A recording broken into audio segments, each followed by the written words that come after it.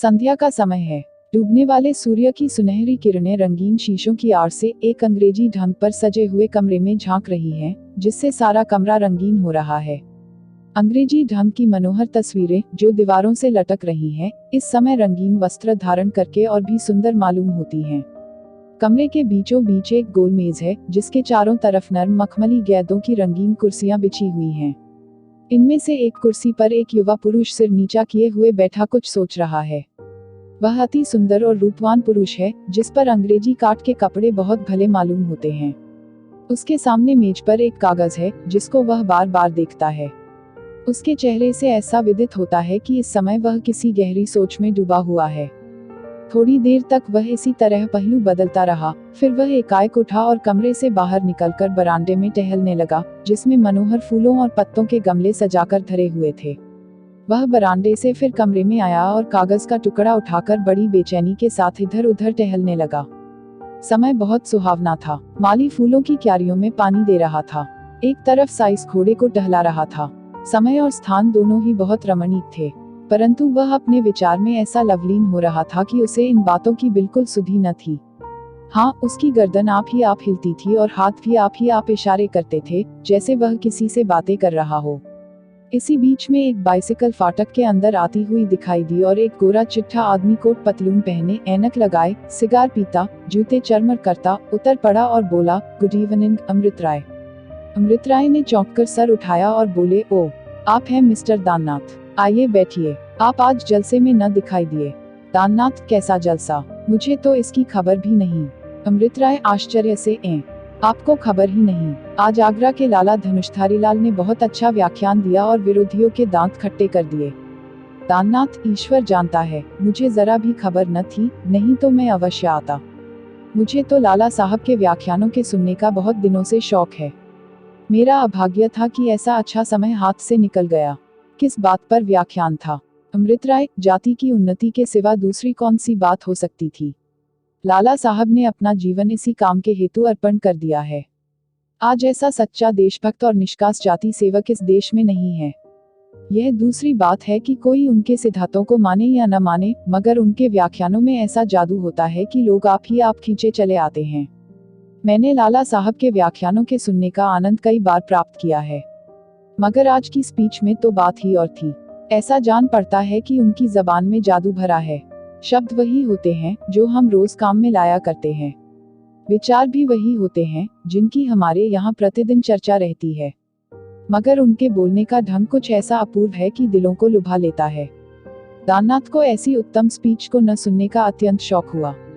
बोले, यार, मैं जन्म का अभागा हूँ, क्या अब फिर कोई व्याख्यान न होगा? अमृत राय, आशा तो नहीं है, क्योंकि लाला साहब लखनऊ जा रहे हैं, उधर से आगरा को चले जाएंगे, फिर नहीं मालूम कब दर्शन दें। दाननाथ, अपने कर्म की हीनता की क्या कहूँ। आपने उस स्पीच की कोई नकल की हो तो जरा दीजिए, उसी को देखकर जी को ढारस दूं। इस पर अमृत राय ने वही कागज का टुकड़ा, जिसको वे बार बार पढ़ रहे थे, दाननाथ के हाथ में रख दिया और बोले, स्पीच के बीच बीच में जो बातें मुझको सवार हो जाती है, तो आगा पीछा कुछ नहीं सोचते, समझाने लगे, मित्र, तुम कैसी लड़कपन की बातें करते हो। तुमको शायद अभी मालूम नहीं कि तुम कैसा भारी बोझ अपने सर पर ले रहे हो। जो रास्ता अभी तुमको साफ दिखाई दे रहा है, वह कांटों से ऐसा भरा है कि एक एक पग धरना कठिन है। अमृत राय, अब तो जो होना हो सो हो। जो बात दिल में जम गई वह जम गई। मैं खूब जानता हूँ कि मुझको बड़ी बड़ी कठिनाइयों का सामना करना पड़ेगा, मगर आज मेरा हिसाब ऐसा बड़ा हुआ है कि मैं बड़े से बड़ा काम कर सकता हूँ और ऊंचे से ऊंचे पहाड़ पर चढ़ सकता हूँ। दाननाथ, ईश्वर आपके उत्साह को सदा बढ़ावे। मैं जानता हूँ कि आप जिस काम के लिए उद्योग करेंगे उसे अवश्य पूरा कर दिखाएगी। मैं आपके इरादों में विघ्न डालना कदापि नहीं चाहता, मगर मनुष्य का धर्म है कि जिस काम में हाथ लगावे पहले उसका ऊंच नीच खूब विचार ले। अब प्रच्छन्न बातों से हटकर प्रत्यक्ष बातों की तरफ आइए। आप जानते हैं कि इस शहर के लोग सबके सब पुरानी लकीर के फकीर है। मुझे भय है कि सामाजिक सुधार का बीज यहाँ कदापि फल फूल न सकेगा और फिर आपका सहायक भी कोई नजर नहीं आता। अकेले आप क्या बना लेंगे? शायद आपके दोस्त भी इस जोखिम के काम में आपका हाथ न बंटा सकें। चाहे आपको बुरा लगे, मगर मैं यह जरूर कहूंगा कि अकेले आप कुछ भी न कर सकेंगे। अमृत राय ने अपने परम मित्र की बातों को सुनकर सिर उठाया और बड़ी गंभीरता से बोले, दाननाथ, यह तुमको क्या हो गया है? क्या मैं तुम्हारे मुंह से ऐसी बोदेपन की बातें सुन रहा हूँ? तुम कहते हो अकेले क्या बना लोगे? अकेले आदमियों की कारगुजारियों से इतिहास भरे पड़े हैं। गौतम बुद्ध कौन था? एक जंगल का बसने वाला साधु, जिसका सारे देश में कोई मददगार न था, मगर उसके जीवन ही में आधा हिंदुस्तान उसके पैरों पर सिर धर चुका था। आपको कितने प्रमाण दूं? अकेले आदमियों से कौमों के नाम चल रहे हैं। कौमें मर गई हैं, आज उनका निशान भी बाकी नहीं, मगर अकेले आदमियों के नाम अभी तक जिंदा हैं। आप जानते हैं कि प्लेटो एक अमर नाम है, मगर आप में कितने ऐसे हैं जो यह जानते हो कि वह किस देश का रहने वाला है? दाननाथ समझदार आदमी थे, समझ गए कि अभी जोश नया है और समझाना बुझाना सब व्यर्थ होगा, मगर फिर भी जीना माना। एक बार और उलझना आवश्यक था। अच्छी जान पड़ी, मैंने उनको तुरंत नकल कर लिया। ऐसी जल्दी में लिखा है कि मेरे सिवा कोई दूसरा पढ़ भी न सकेगा। देखिए हमारी लापरवाही को कैसा आड़े हाथों लिया है। सज्जनों, हमारी इस दुर्दशा का कारण हमारी लापरवाही है। हमारी दशा उस रोगी की सी हो रही है जो औषधि को हाथ में लेकर देखता है मगर मुंह तक नहीं ले जाता। हाँ भाइयों, हम आंखें रचाते हैं मगर अंधे हैं, हम कान रखते हैं मगर बहरे हैं, हम जबान रखते हैं मगर गूंगे हैं। परंतु अब वह दिन नहीं रहे कि हमको अपनी जीत की बुराइयां न दिखाई देती हो। हम उनको देखते हैं और मन में उनसे घृणा भी करते हैं, मगर जब कोई समय आ जाता है तो हम उसी पुरानी लकीर पर जाते हैं और नर बातों को असंभव और अनहोनी समझकर छोड़ देते हैं। हमारे डोंगे का पार लगाना, जबकि मल्लाह ऐसे बाद और कादर है, कठिन ही नहीं प्रत्युत दुसाध्य है। अमृतराय ने बड़े ऊंचे स्वरों में उस कागज को पढ़ा। जब वह चुप हुए तो दाननाथ ने कहा, नी संदेह बहुत ठीक कहा है, हमारी दशा के अनुकूल ही है। अमृतराय, मुझको रह रहकर अपने ऊपर क्रोध आता है कि मैंने सारी स्पीच क्यों न नकल कर ली। अगर कहीं अंग्रेजी स्पीच होती तो सबेरा होते ही सारे समाचार पत्रों में छप जाती, नहीं तो शायद कहीं खुलासा रिपोर्ट छपे तो छपे। रुककर तब मैं जलसे से लौट कर आया हूँ, तब से बराबर वही शब्द मेरे कान में गूंज रहे हैं। प्यारे मित्र, तुम मेरे विचारों को पहले से जानते हो, आज की स्पीच ने उनको और भी मजबूत कर दिया है। आज से मेरी प्रतिज्ञा है कि मैं अपने को जाति पर न्यौछावर कर दूंगा। तन, मन, धन सब अपनी गिरी हुई जाति की उन्नति के निमित्त अर्पण कर दूंगा। अब तक मेरे विचार मुझ ही तक थे, पर अब वे प्रत्यक्ष होंगे। अब तक मेरा हृदय दुर्बल था, मगर आज इसमें कई दिलों का बल आ गया है। मैं खूब जानता हूँ कि मैं कोई उच्च पदवी नहीं रखता हूँ, मेरी जायदाद भी कुछ अधिक नहीं है, मगर मैं अपनी सारी जमा जथा अपने देश के उद्धार के लिए लगा दूंगा। अब इस प्रतिज्ञा से कोई मुझको डिगा नहीं सकता। जोश से ऐ थका कर बैठी हुई कौम, लेख तेरी दुर्दशा पर आंसू बहाने वालों में एक दुखियारा और बड़ा। इस बात का न्याय करना कि तुझको इस दुखियारे से कोई लाभ होगा या नहीं, समय पर छोड़ता हूँ। यह कहकर अमृतराय जमीन की ओर देखने लगे। दाननाथ, जो उनके बचपन के साथी थे और उनके बचपन के साथी थे और उनके स्वभाव से भली भांति परिचित थे कि जब उनको कोई धुन मालूम हुआ, बोले, अच्छा मैंने मान लिया कि अकेले लोगों ने बड़े बड़े काम किए हैं और आप भी अपनी जाति का कुछ न कुछ भला कर लेंगे, मगर यह तो सोचिए कि आप उन लोगों को कितना दुख पहुंचाएंगे जिनका आपसे कोई नाता है। प्रेमा से बहुत जल्द आपका विवाह होने वाला है। आप जानते हैं कि उसके मां बाप परले सिरे के कट्टर हिंदू हैं। जब उनको आपकी अंग्रेजी पोशाक और खाने पीने पर शिकायत है तो बतलाइए, जब आप सामाजिक सुधार पर कमर बांधेंगे तब उनका क्या हाल होगा। शायद आपको प्रेमा से हाथ धोना पड़े। दाननाथ का यह इशारा कलेजे में चुभ गया। 2-3 मिनट तक वह सन्नाटे में जमीन की तरफ ताकते रहे। जब सिर उठाया तो आंखें लाल थीं और उनमें आंसू डुबोए थे। बोले, मित्र, कौम की भलाई करना साधारण काम नहीं है। यद्यपि पहले मैंने इस विषय पर ध्यान न दिया था, फिर भी मेरा दिल इस वक्त ऐसा मजबूत हो रहा है कि जाति के लिए हर एक दुख भोगने को मैं कटिबद्ध हूँ। इसमें संदेह नहीं कि प्रेमा से मुझको बहुत ही प्रेम था। मैं उस पर जान देता था और अगर कोई समय ऐसा आता कि मुझको उसका पति बनने का आनंद मिलता तो मैं साबित करता कि प्रेम इसको कहते हैं। मगर अब प्रेमा की मोहनी मूरत मुझ पर अपना जादू नहीं चला सकती। जो देश और जाति के नाम पर बिक गया, उसके दिल में कोई दूसरी चीज जगह नहीं पा सकती। देखिए, यह वह फोटो है जो अब तक बराबर मेरे सीने से लगा रहता था। आज इससे भी अलग होता हूँ। यह कहते कहते तस्वीर जेब से निकाली और उसके पुर्जे पुर्जे कर डाले। प्रेमा को जब मालूम होगा कि अमृतराय अब जाति पर जान देने लगा, उसके दिन में अब किसी नव यौवना की जगह नहीं रही, तो वह मुझे क्षमा कर देगी। दाननाथ ने अपने दोस्त के हाथों से तस्वीर छीन लेनी चाहिए, मगर न पा सके। बोले, अमृत राय, बड़े शोक की बात है कि तुमने उस सुंदरी की तस्वीर की यह दशा की, जिसकी तुम खूब जानते हो कि तुम पर मोहित है। तुम कैसे निष्ठुर हो। यह वही सुंदरी है जिससे शादी करने का तुम्हारे वैकुंठवासी पिता ने आग्रह किया था और तुमने खुद भी कई बार बात हारी। क्या तुम नहीं जानते कि विवाह का समय अब बहुत निकट आ गया है।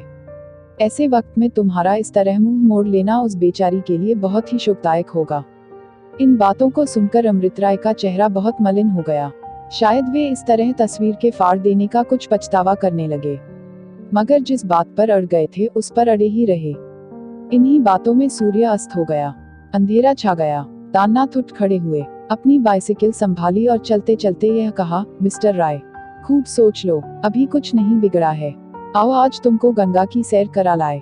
मैंने एक बजरा किराए पर ले रखा है, उस पर चांदनी रात में बड़ी बहार रहेगी। अमृत राय, इस समय आप मुझको क्षमा कीजिए, फिर मिलूंगा। दाननाथ तो यह बातचीत करके अपने मकान को रवाना हुए और अमृत राय उसी अंधेरे में बड़ी देर तक चुपचाप खड़े रहे। वह नहीं मालूम क्या सोच रहे थे। जब अंधेरा अधिक हुआ तो वह जमीन पर बैठ गए। उन्होंने उस तस्वीर के पुर्जे सब एक एक करके चुन लिए, उनको बड़े प्यार से सीने में लगा लिया और कुछ सोचते हुए कमरे में चले गए। बाबू अमृत राय शहर के प्रतिष्ठित रईसों में समझे जाते थे। वकालत का पेशा कई पुश्तों से चला आता था। खुद भी वकालत पास कर चुके थे और यद्यपि वकालत अभी तक चमकी न थी, मगर बाप दादे ने नाम ऐसा कमाया था कि शहर के बड़े बड़े रईस भी उनका दाब मानते थे। अंग्रेजी कॉलेज में इनकी शिक्षा हुई थी और यह अंग्रेजी सभ्यता के प्रेमी थे। जब तक बाप जीते थे तब तक कोट पतलून पहनते तनिक डरते थे, मगर उनका देहांत होते ही खुल पड़े। ठीक नदी के समीप एक सुंदर स्थान पर कोठी बनवाई, उसको बहुत कुछ खर्च करके अंग्रेजी रीति पर सजाया और अब उसी में रहते थे। ईश्वर की कृपा से किसी चीज की कमी न थी।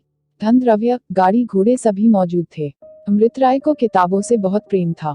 मुमकिन न था कि नई किताब प्रकाशित हो और उनके पास न आवे। उत्तम कलाओं से भी उनकी तबीयत को बहुत लगाव था। गान विद्या पर तो वे जान देते थे। गो की वकालत पास कर चुके थे, मगर अभी वह विवाह नहीं हुआ था। उन्होंने ठान लिया था कि जब वह वकालत खूब न चलने लगेगी तब तक विवाह न करूंगा। उस शहर के रईस लाला बद्री प्रसाद साहब उनको कई साल से अपनी इकलौती लड़की प्रेमा के वास्ते चुन बैठे थे। प्रेमा अति सुंदर लड़की थी और पढ़ने लिखने, सीने पिरोने में निपुण थी। अमृत राय के इशारे से उसको थोड़ी सही अंग्रेजी भी पढ़ा दी गई थी, जिसने उसके स्वभाव में थोड़ी सी स्वतंत्रता पैदा कर दी थी। मुंशी जी ने बहुत कहने सुनने से दोनों प्रेमियों को चिट्ठी पत्री लिखने की आज्ञा दे दी थी और शायद आपस में तस्वीरों की भी अदला बदली हो गई थी। बाबू दाननाथ अमृत राय के बचपन के साथियों में से थे। कॉलेज में भी दोनों का साथ रहा, वकालत भी साथ पास की और दो मित्रों में जैसी सच्ची प्रीति हो सकती है वह उनमें थी। कोई बात ऐसी न थी जो एक दूसरे के लिए उठा रखे। दाननाथ ने एक बार प्रेमा को महताबी पर खड़े देख लिया था। उसी वक्त से वह दिल में प्रेमा की पूजा किया करता था, मगर यह बात कभी उसकी जबान पर नहीं आई। वह दिल ही दिल में घुटकर रह जाता। सैकड़ों बार उसकी स्वार्थ दृष्टि ने उसे उभारा था कि तू कोई चाल चलकर बद्री प्रसाद का मन अमृत राय से फेर दे, परंतु उसने हर बार इस कमीनेपन के ख्याल को दबाया था। वह स्वभाव का बहुत निर्मल और आचरण का बहुत शुद्ध था। वह मर जाना पसंद करता, मगर किसी को हानि पहुंचाकर अपना मनोरथ कदापि पूरा नहीं कर सकता था। यह भी न था कि वह केवल दिखाने के लिए अमृत राय से मेल रखता हो और दिल में उनसे जलता हो। वह उनके साथ सच्चे मित्र भाव का बर्ताव करता था। आज भी जब अमृत राय ने उससे अपने इरादे जाहिर किए तब उसने सच्चे दिल से उनको समझाकर ऊंच नीच सुझाया, मगर इसका जो कुछ असर हुआ हम पहले दिखा चुके हैं। उसने साफ साफ कह दिया कि अगर तुम रिरफामरों की मंडली में मिलोगे तो प्रेमा से हाथ धोना पड़ेगा, मगर अमृत राय ने एक न सुनी। मित्र का जो धर्म है वह दाननाथ ने पूरा कर दिया, मगर जब उसने देखा कि यह अपने अनुष्ठान पर अड़े ही रहेंगे तो उसको कोई वजह न मालूम हुई कि मैं यह सब बातें बद्री प्रसाद से बयान करके क्यों न प्रेमा का पति बनने का उद्योग करूं। यहाँ से वह यही सब बातें सोचते विचारते घर पर आए। कोट पतलून उतार दिया और सीधे सादे कपड़े पहन मुंशी बद्री प्रसाद के मकान को रवाना हुए। इस वक्त उसके दिन की जो हालत हो रही थी बयान नहीं की जा सकती। कभी यह विचार आता कि मेरा इस तरह जाना लोगों को मुझसे नाराज न कर दे, मुझे लोग स्वार्थी न समझने लगे। फिर सोचता कि कहीं अमृत राय अपना इरादा पलट दे और आश्चर्य नहीं कि ऐसा ही हो तो मैं कहीं मुंह दिखाने योग्य न रहूंगा। मगर यह सोचते सोचते जब प्रेमा की मोहनी मूरत आंख के सामने आ गई तब यह सब शंकाएं दूर हो गई और वह बद्री प्रसाद के मकान पर बातें करते दिखाई दिए।